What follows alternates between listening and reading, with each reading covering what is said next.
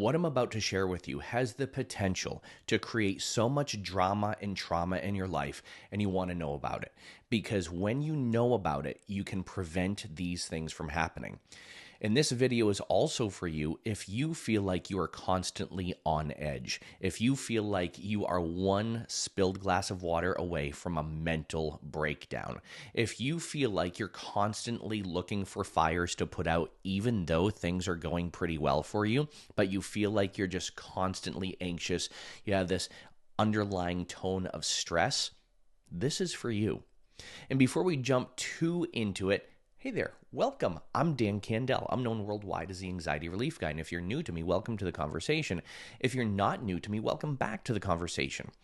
In my profession or industry, I guess you would call it, I'm known as a board-certified clinical hypnotist. But I do so much more than that. I use a deep integrated approach to help people through the exact things I'm going to be sharing with you. So here it is. You might be going through life. Life might be pretty good. You might have made a lot of big wins. You might be the one that everybody relies on. You might be presentable from the outside, looking like you have all your shit together, but on the inside, it is like a battlefield, and totally get it. There might be some times where you're like, I haven't had trauma. I've had a pretty good life. So why do I feel like I'm constantly on edge? Why do I feel like I'm about to lose it at any moment? Here's why. There's something that people don't talk about. And it's what I like to call compound stress or compound anxiety. Compound stress or compound anxiety is a result of lifing, and we just can't fucking deal with it sometimes. I'll give you some examples of this. And it's when life happens and it keeps serving you shit over a period of time. Now, this period of time, it could be a month, it could be a year, it could be 3 years where it feels like, oh my gosh, am I ever going to catch a break? Here's a couple examples. 2021, my grandmother passed away. 2022, my dad passed away. 2023, my uncle passed away. Late 2023, early 2024, my mom was stricken with dementia, and she fell and was put into a care facility where, guess what? Guess who's taking care of her? Oh, that's right, me. And there could be a tremendous sense of guilt and of shame and of regret and of all this other stuff if I didn't know what I know and what I'm about to share with you. Here's another situation, because it doesn't have to be something bad. Lifing could also be good. I'll give another example of this. You get another job offer, and this job offer is going to require you and your family to move 3 states away. So you talk to your family about it. They're like, we're on board. So you move your family away over the summer, out of their comfort zone, away from their family, away from their friends. And now you begin this new job. While you're doing this new job, your spouse, they don't have a social group anymore. So guess who becomes their go-to person? You do, as you should be, but they don't have anyone to really talk to. On top of that, guess what happens? Your kids miss their friends. They miss their school. They miss their old routine. So they start acting out. They start acting out at school. They are complete nightmares at home. And your spouse is the one that now has to deal with it because you're working and your spouse has to deal with it. So now some resentment builds. And now you feel guilty about really enjoying the job that you have that you really do enjoy, but you feel kind of guilty about it. And now you feel like you're waiting for the next shoe to drop. You feel like you're constantly on edge and you're like, what the fuck has happened in my life? Here's another situation. You could have had a pretty good life. No bad trauma, no events happened that were really life-altering, but you go through one, what we call adult experience where life happens. Maybe it's a divorce, maybe it's a breakup, maybe you lose a job. And after you lose your job, you start losing your social network, and all this other stuff happens as a consequence or a result of that. So this is what I like to call compound anxiety. And it's when life happens, when life is lifing, and you just don't know how to handle all these things that are coming at you. So what happens is you just start spiraling downwards, but you still have to pretend like everything is fine. And that's a really difficult place to be.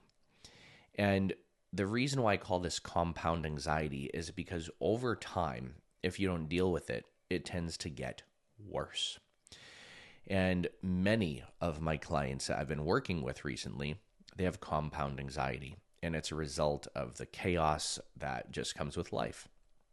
And what I'm about to share with you in this video could help give you the knowledge and the wisdom necessary to work through that feeling of being on edge, or like you're chronically losing your shit or on the verge of a mental breakdown. So if you don't know my story, all this stuff that I'm explaining to you happened. Back in 2017, I went for a routine physical. Doctors said, we think you have leukemia. And I was in the middle of my tour season because I do comedy and comedy hypnosis shows. And I was in the middle of my tour season. I'm like, oh my gosh. So I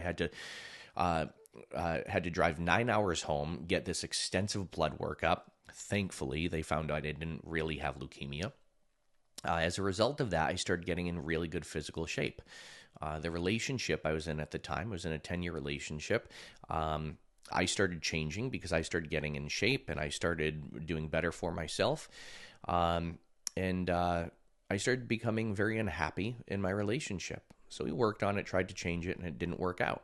Same time that happened, my dad became very ill, and he ended up passing away after I was his caretaker for about 2 years. And then it's right, life. But what happens is when all that stuff comes flying at us, usually all we can see is shit. And it's very difficult to then appreciate some of the better things that happen in life. For example, throughout that time, I got a lot closer to many of my friends. Throughout that time, I met an absolutely wonderful person and we ended up getting married.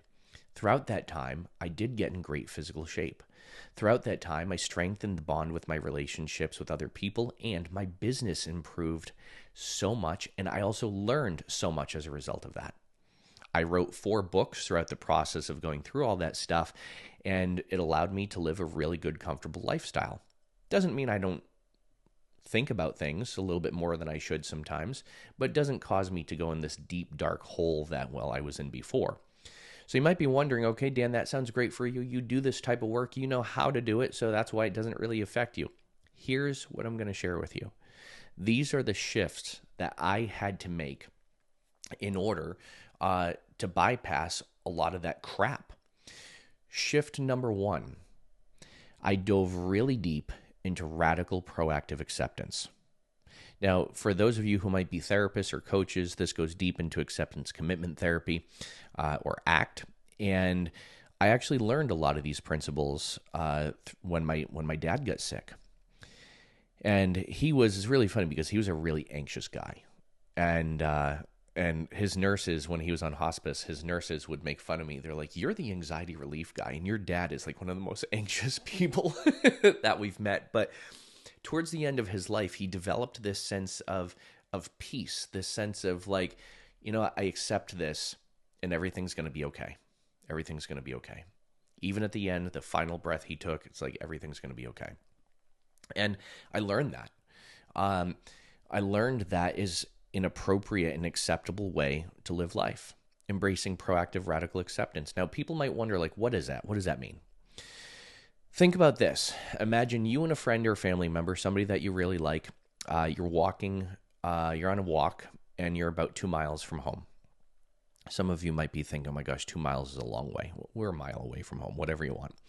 But we're a little bit of a distance away, and we're on a nice, wonderful walk. And all of a sudden, it starts to sprinkle, and it starts to get really cloudy. So you start walking a little bit faster. And you're like, oh my gosh, it's raining a little bit harder. And now you start getting a little bit more wet.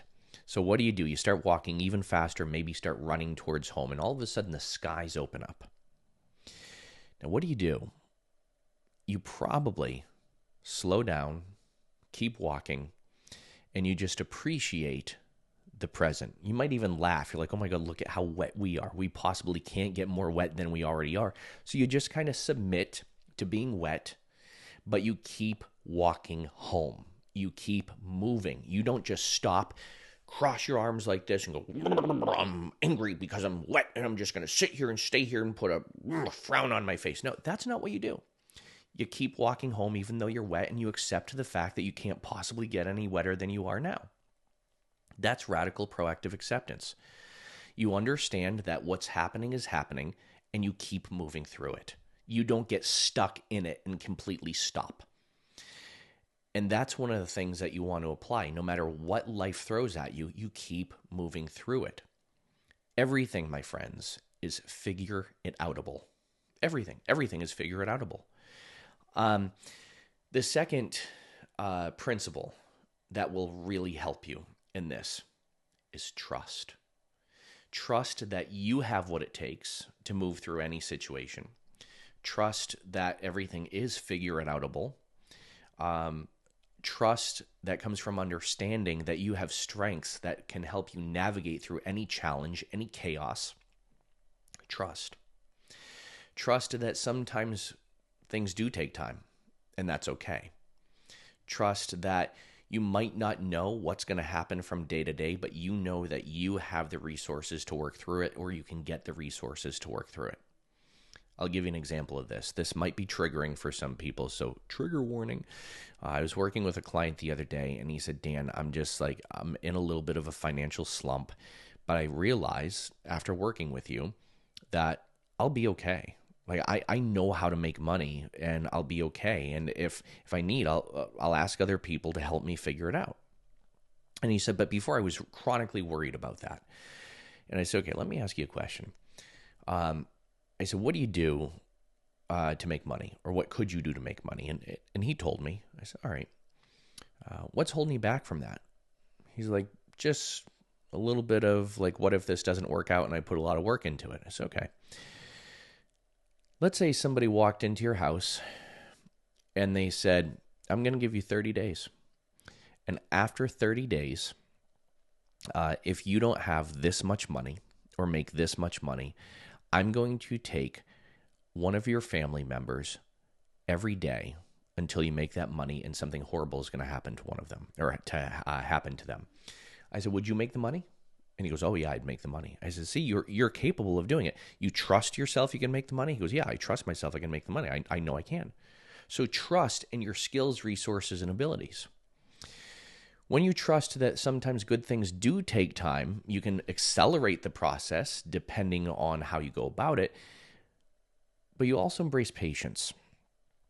Patience is this wonderful ability that is going to help you see the reality that not everything can happen yesterday when we really wanted it to happen. When you have patience, you can practice restraint. How many days do you want, or how many times have you wanted to draw a target up against the wall that says bang head here? And if you're not banging your head there, you're taking somebody else's head and banging it there. How many times have you wanted to do that? Probably many, right? When you have patience, it allows you to practice restraint. So that way you don't become as explosive. And finally, once you embrace proactive radical acceptance, trust, patience/restraint, it brings you to letting go. One of the reasons as to why we feel so on edge all the time, one of the reasons as to why we feel chronically on the verge of a mental fucking breakdown, is because we are living under expectation, demands, and those create pressure. Expectation and demands create pressure.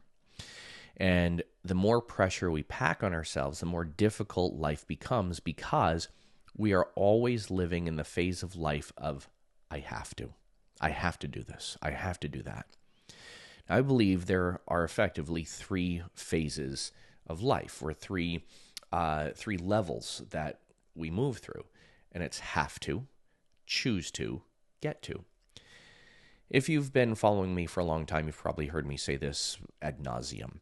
Have to, choose to, get to. Many of us, the reason why we're so stressed and depressed and anxious is because we're in this urgent have to phase of life. You get it, right? I have to make money. I have to take care of my family. I have all these obligations I have to do. When we're in that have to phase of life, sometimes we make decisions that we might not be proud of and that we might regret or resent later. So when we alleviate the pressure, we alleviate the musts, and I tell people it's never good to masturbate or should on yourself,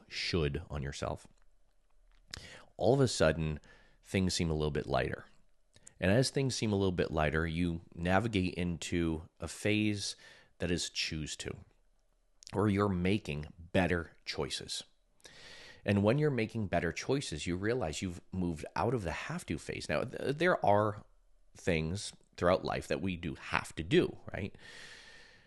Yet when we're making better choices, things seem a little bit lighter. And then we move into the get to phase of life. I was driving, I have a Jeep Wrangler, and I took the doors off today because it was a really nice day out. And one of the things I did is I really slowed down working with private clients, and I mainly now do groups. And I still do see individual clients on a limited basis, but not 10 a day like I used to. And I'm driving, and as I'm driving, I'm getting notifications on my watch that 10 people signed up for a workshop that I'm doing. And I'm like, and it's called 3 Days of Transformation, the inner game reset, working on your inner game. Like, this is awesome. 10 people signed up for my workshop, and this is great. And I'm like, well, I already got all my work done for the day. And I lived in that space of get to, because I got to drive my car to get an iced tea with the doors off, the roof open. Got one. I went and got one for my husband as well, and we just both really enjoyed some time. And it's like this phase of get to.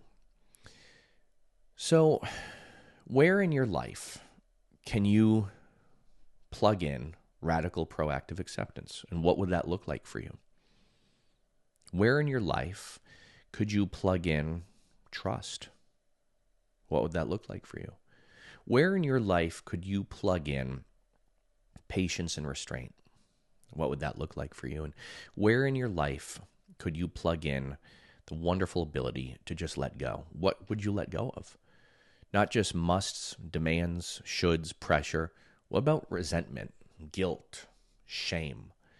What would it really mean for you to let go of all that stuff? Think about that for a minute. Life would seem easier, wouldn't it? It would seem a lot more enjoyable, wouldn't it?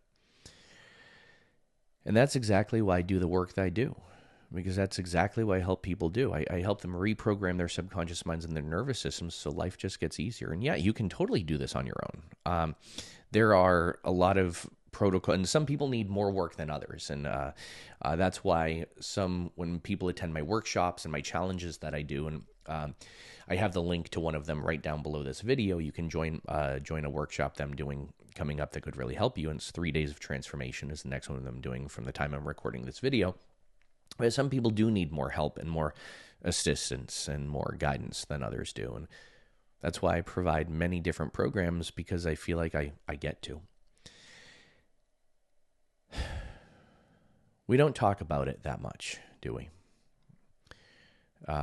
That life isn't always filled with butterflies, rainbows, Skittles, and unicorn farts, right? We don't talk about the challenges that we navigate through in life sometimes, or even how to do it. Doing some work, some inner work with yourself, it will help you prepare for some of those things. Just asking some of the questions I asked you in this video, applying some of these concepts that I introduced to you in the video, can really help you move through the have to phase, into the choose to phase, and into the get to phase. So with that said, my friends, I hope this helped. The link to my next workshop is in the description of this video or down below this video. If you do want to work with me on a closer level, you can definitely become a member of my inner circle, where I work very, very close with you.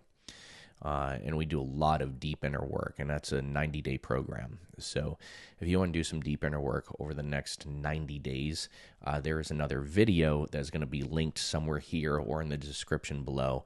You can also head over to my Instagram page and direct message me the word apply.